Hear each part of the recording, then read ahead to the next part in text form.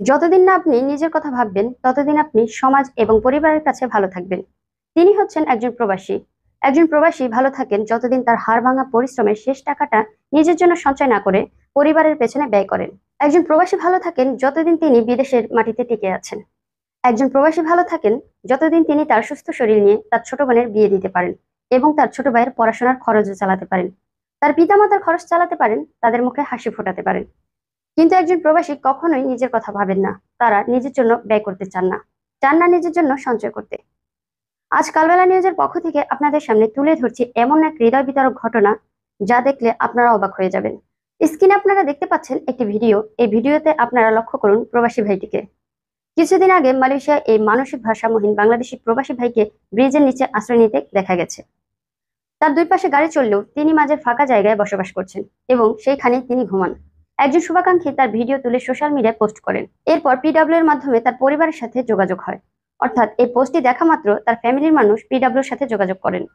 PW এর পক্ষ থেকে তাদেরকে জানিয়ে দেওয়া হয় তার প্রবাসী ছেলেকে দেশে ফেরত নেওয়ার ব্যবস্থা করতে। কিন্তু অবাক করা ব্যাপার, এই প্রবাসী ভাইটির আপন ছোট ভাই মালয়েশিয়াতে আছেন এবং তিনি দামানসারায় চাকরি করেন। তিনি পিডব্লিউ এর সাথে যোগাযোগ করেছিলেন এবং এই প্রবাসী ভাইয়ের মাও তাদের সাথে কথা বলেছিলেন। কিন্তু এরপর 3 মাস কেটে যাওয়ার পরেও তারা আর কোনো যোগাযোগ করেনি। আর ওই ভারসাম্যহীন প্রবাসী ভাইটিরও কোনো খোঁজ খবর নেননি তারা। সেই অসহায় প্রবাসী ভারসাম্যহীন ভাইটি এখনো ব্রিজের নিচে পড়ে আছেন। তার দিনরাত সেখানেই কাটছে। অনেকে ভাবতে পারেন পিডব্লিউ নিজে কেন পাঠিয়ে দিচ্ছে না তাকে দেশে। তাদের কাছে এই কাজটি করা সম্ভব, কিন্তু প্রশ্ন হচ্ছে কার দায়িত্বে পাঠাবে, কে নিবে এই ভারসাম্যহীন প্রবাসী ভাইয়ের রেসপন্সিবিলিটি।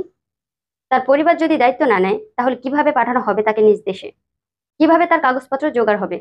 পিডব্লিউ তো আর নিজে বাংলাদেশে গিয়ে তার কাগজপত্র ঠিক করে দিতে পারবে না, আর এটা সম্ভবও নয়।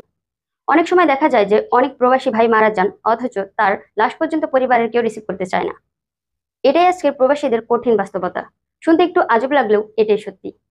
মাসের পর মাস পার হয়ে যাচ্ছে, সে ভারসাম্যহীন প্রবাসী ভাইটিকে কেউ দেখতে আসে না।